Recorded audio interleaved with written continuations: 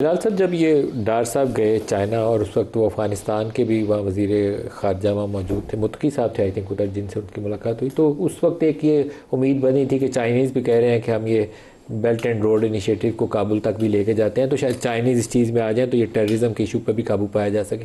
उसके बाद वो मसला आगे चला नहीं, बेहतरी की बजाय हमारी जंग होगी, क्योंकि वो दहशत गर्दी में तेज़ रफ्तारी से इजाफा हुआ है। उसके बाद Indians are using Afghan soil. जी देखिए नदीम साहब, तो ये किस चीज़ की का सबूत है? इस बात का सबूत है कि पाकिस्तान, चाहे वो ईस्टर्न बॉर्डर हो या वेस्टर्न बॉर्डर हो, पाकिस्तान जंग चाहता तो नहीं है, मगर जब जब हम पर जंग मुसल्लत होगी या दहशतगर्दी हम पर मुसल्लत होगी तो हमें फिर वो जंग लड़नी भी आती है और हमें वो जंग जीतनी भी आती है। मगर ये बिल्कुल इस अफ़गान रिजीम के साथ एक कोशिश हुई कि इकोनॉमिक कोऑपरेशन से, आपने चाइना का जिक्र किया, इसी तरह काबुल के अंदर ये रेलवे रूट के हवाले से एक MOU साइन हुआ जो कि उज़्बेकिस्तान तक जाना है। UAPRC Uzbekistan Afghanistan Pakistan railway corridor का जिक्र हुआ।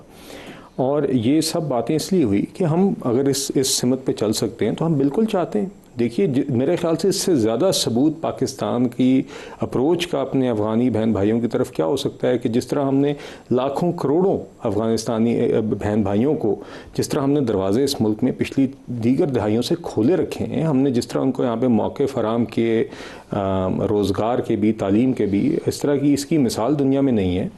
मगर देखिए एट द सेम टाइम हम वो चीज़ें सारी आजमाने को तो तैयार हैं, मगर अगर उसके नतीजे में, जिस तरह आपने कहा, अगर उसके बाद अगर कोई ये समझता है कि वो बात भी अपनी जगह जारी रहेगी और दहशत गर्दी भी तेज़ होगी और उसमें कोई कमी भी नहीं आएगी और उसको आप एक्नॉलेज ही नहीं करेंगे एज अ प्रॉब्लम, और बजाय इसके आप उसको इंकरेज करेंगे या अपनी सरजमीन को इस्तेमाल होने देंगे हमारे जवानों और हमारे शहरियों की शहादतों के लिए, तो ये तो किसी सूरत नाकाबिल कबूल है। और इसके लिए कोई भी रियासत हो हमारे समेत, उसको जिस हद तक जाना पड़ेगा तहफ़्फ़ुज़ के लिए अपने शहरियों के लिए, वो जाएगी, और यही हमारी हुकूमत आज कर रही है।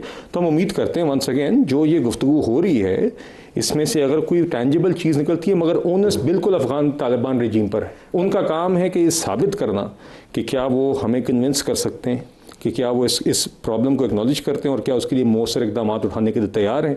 अगर ऐसी चीज़ आएगी तभी ये मामला आगे चल सकेगा, वरना पाकिस्तान को अपने दफा के लिए जो कदम उठाने की ज़रूरत है वो उठाएगा। जी खालिद साहब, आपके जहन में कुछ ऐसे इकदाम हैं जो तजवीज़ कर सकें? आपके ये इकदाम हो सकते हैं, क्योंकि अब जो इस्तंबुल वाली टॉक से अभी तक अपडेट्स आ रहे हैं उससे तो लगता ही है कि वो लेतो लेल से काम ले रही है अफ़गान टीम जो वहाँ आई हुई है।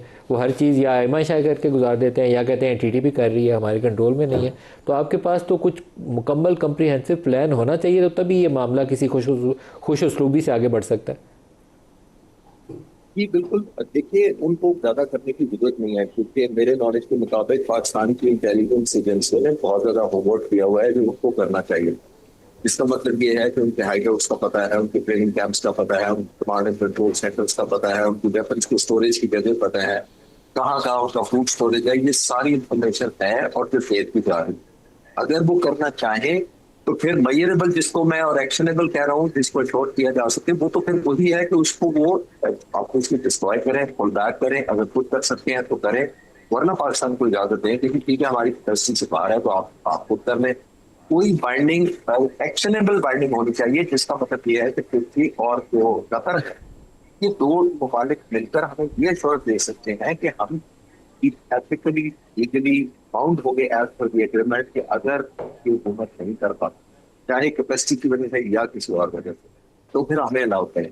लेकिन अदरवाइज, जैसे मैंने कहा कि वो अगर सिर्फ बार्गेनिंग के तौर पर यूज करते हैं कि कभी इधर का प्रेशर रिलीज किया, फिर इधर लिया, फिर बेहतर पैकेज दे दिया या बेहतर बार्गेनिंग होगी, तो उस तरह तो सिर्फ जैसे मैंने कहा स्टॉल कराया जाएगा, टाइम बाय कराया जाएगा, और रीग्रुपिंग और और रीडिप्लॉयमेंट वगैरह की बहुत ज्यादा अपॉर्चुनिटी उनको मिल जाएंगी कि वो नए हाइड्रोट्स बना लेंगे, अपने उसको स्टोरेज को पुल बैक कर लेंगे, नए टैक्टिक्स करेंगे। क्योंकि देखिए, टेररिज्म में जब भी होता है तो जो स्ट्रैटेजी होती है वो टेररिस्ट के हाथ में होती है, टाइमिंग उसके हाथ में होते हैं, लोकेशन जो टारगेट करनी है उसके हाथ में होती है, वेपन कौन सा यूज करना है उसके हाथ में होता है, स्कूल को करना है, कॉलेज को करना है, मिलिट्री पोस्ट को करना है, मार्केट को करना है, ये सब की सब चॉइसेस उसके पास होती हैं। तो इनिशिएटिव तो लाया करता है उसकी तरफ। तो जाहिर है जब तक आप इसको सारी चीज जितनी है तो डिनाई नहीं करेंगे और मीनिंगफुली उनको क्लोजर नहीं होगा मेजरेबल टाइम में, तब तक सिर्फ कहने से, तो फिर तो सिर्फ जैसे मैंने कहा कि टाइम बाय किया जाएगा और उनको एक और एडवांटेज हो जाएगा कि उनको जाहिर है, जैसे मैंने कहा, अपने आप को सिक्योर करने का और रीडिप्लॉय करने का ज्यादा मौका। बिल्कुल सही है सर। एक उमैर साहब, थोड़ा सा इससे अनरिलेटेड है, उमर अयूब साहब का और शिबली फराज साहब का मामला तो अभी शायद कोर्ट्स वगैरह में आप लोग गए हुए हैं, उसका नतीजा सामने आ ही जाएगा जो भी होगा। लेकिन एक ख़बर आज शाम से ये चल रही है कि बिलावल और मौलाना साहब ने आपस में कोई मीटिंग की है, और ख़बरें उससे ये चलना शुरू हो गई हैं कि लीडर ऑफ द अपोजिशन कौन होगा उसके ऊपर बात हो रही। अच्छा, मुलाकात बिल्कुल हुई और एक मीडिया चैनल ने इस पे काफ़ी एक जामे सी रिपोर्ट भी दी है। मगर देखिए, डेमोक्रेटिक वैल्यूज़ के जिसके पास नंबर है उसी को मिलना चाहिए। अब अगर हमारे 70 अरकान ने साइन करके 70-72 ने साइन करके जमा करा दिए तो नंबर तो हमारे पास है, अब उस नंबर को ऑनर करना चाहिए।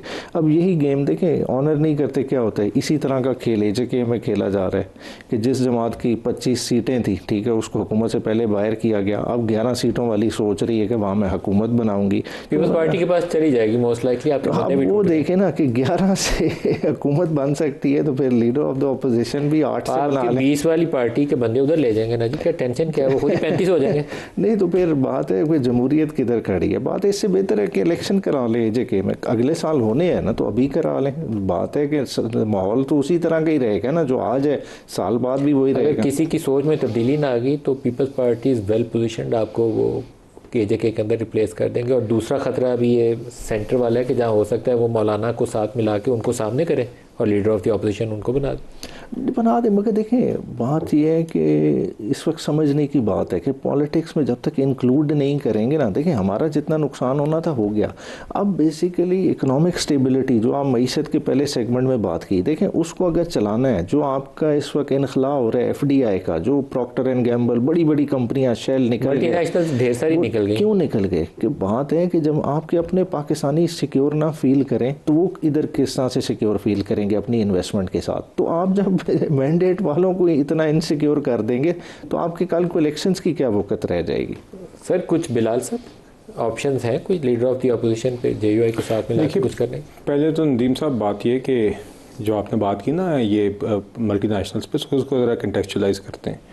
मैंने आपसे पहले कहा कि हम चाहते हैं कि मज़ीद बेहतरी लाएं कॉस्ट ऑफ डूइंग बिज़नेस में, यहाँ पर जो रेड टेप होती है या रेगुलेटरी इन्वायरमेंट में, इन्वेस्टमेंट क्लाइमेट में। मगर कुछ जो जिन एंटिटीज़ का आपने जिक्र किया, उन कुछ एंटिटीज़ का पाकिस्तान के माहौल से एग्ज़िट का कोई लेना देना नहीं था। ये मैं नाम नहीं लेना चाहता चूँकि अगेन प्राइवेट गुफ्तगू थी।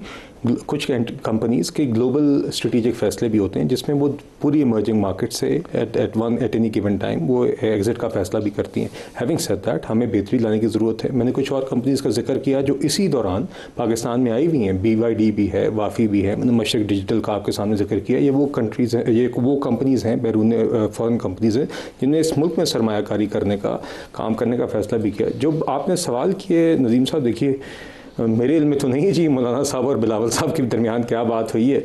और जहाँ तक बात है उमैर भाई ने जो बात की इंक्लूजन की, मेरे ख्याल से कोई कसर नहीं छोड़ी गई अहम गुफ्तगुओं में PTI को शामिल करने की, और PTI ने कोई कसर नहीं छोड़ी उन सारी गुफ्तगुओं से भागने की। चाहे वो जाफर एक्सप्रेस हमले के बाद इनसिक्योरिटी ब्रीफिंग थी कौमी असम्बली के फ्लोर पर, चाहे वो मुज़ाकरात की इजमेज थी जो अयाज सादिक साहब जिसको चेयर कर रहे थे, चाहे वो फ़िलिस्तीन के बाद ऑल पार्टीज़ कॉन्फ्रेंस थी, चाहे वो पहलगाम वाक़े के बाद मीडिया ब्रीफिंग थी। तो और अभी भी जब प्राइम मिनिस्टर साहब ने अभी पिछले हफ्ते चीफ मिनिस्टर KP को दावत दी थी, एक अहम इजलास था जिसमें दीगर उमूर पर बशमूल सिक्योरिटी बातचीत थी, वो नहीं आए। तो देखिए हम तो इंक्लूजन की कोशिश करें, मगर अगर आप अपने मनसबों की जिम्मेदारी नहीं समझते और आप नहीं वो किरदार अदा करना चाहते तो कोई आपको घसीट के तो ला नहीं सकता जी।